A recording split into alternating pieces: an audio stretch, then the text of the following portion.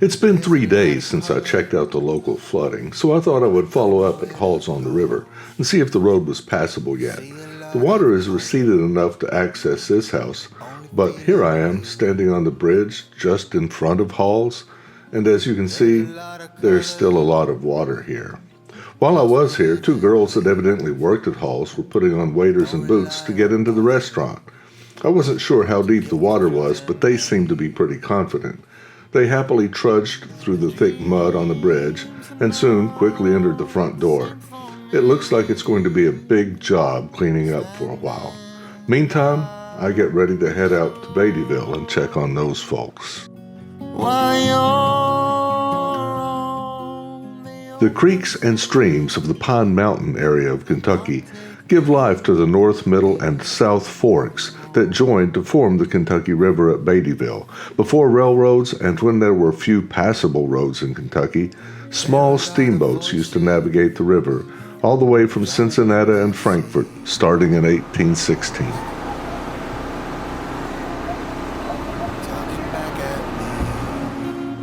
Walking down Main Street, Beattyville, I was greeted by the sounds of portable generators, shovels on the concrete, and the thud of garbage being tossed into the dumpsters which lined the sidewalks, and mud. Lots of mud. People were busy in the sunshine, cleaning up the remnants of the flood.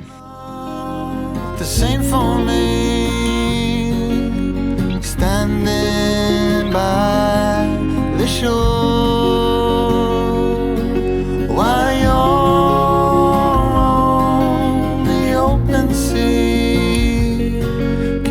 Take this anymore. The dreams are not the same for me, standing by the shore while you're on the open sea. Cannot take this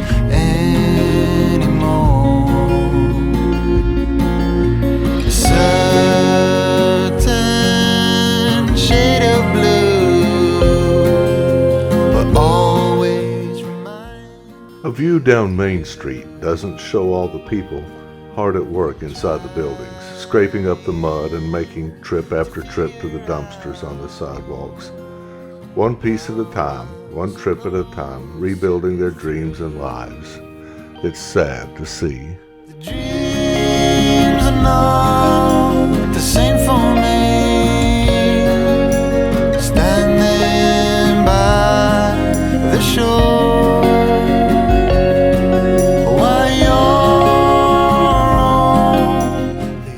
It was sad to see this RV park with absolutely nothing left. I couldn't help but wonder, did everyone get their RV out okay, or had they all been washed away by the river? Sadly, I would soon find out. Standing by the shore.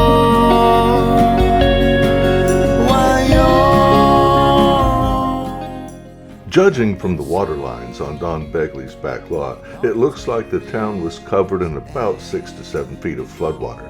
I decided to drive down the main street and then take the back roads to Irving, Kentucky, hoping that the roads are not flooded or closed somewhere in between.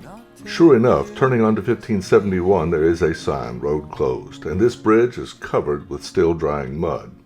But it is only 8 miles to Irving this way. I'm going to take my chances.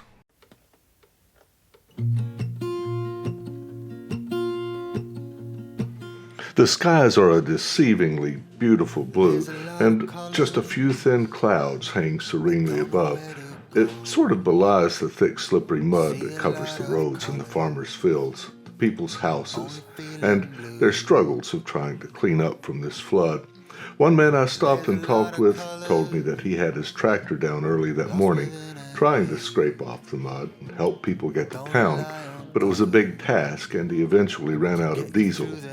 Just a little farther along, I run into this road crew also trying to scrape the mud off the roads.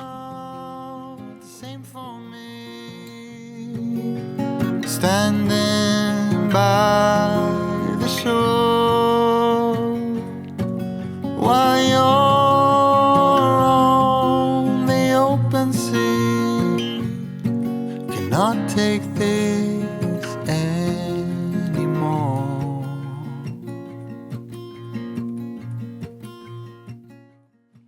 Do you remember the RV park back in town? I don't know that these trailers and RVs came from that lot, but there are several. RVs, utility trailers, cargo containers, gas tanks, tangled in the trees along the river and sunken in the mud of these farmers' fields. Who knows? Some of these may remain here forever, lost, at least until the next great flood. Making me afraid. Dreams are not the same for me. Standing by the shore